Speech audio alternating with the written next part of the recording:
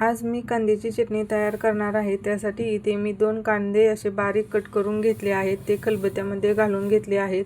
त्यामध्ये 1 वाटी लसूण पाकळी, 1 चमचा जिरे, चवीपुरते मीठ आणि इथे मी 1 वाटी काश्मीरी लाल मिरची पावडर घेतली आहे।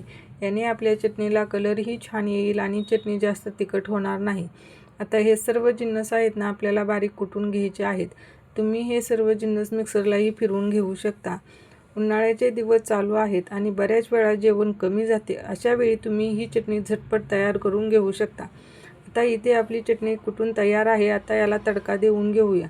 तडका पॅनमध्ये तेल गरम करून घेतले आहे, त्यामध्ये मोहरी आणि जिरे छान तडतडू दिले आहेत। आता हे तेल आपल्याला चटणीवरती घालून घ्यायचे आहे आणि छान मिक्स करून घ्यायचे आहे। वरून भरपूर अशी कोथिंबीर घालून घेऊया। तर तयार आहे आपली इथे एकदम झणझणीत अशी कांद्याची चटणी। तुम्ही ही चटणी नक्की ट्राय करा। पुन्हा भेटू नवीन रेसिपीमध्ये। धन्यवाद।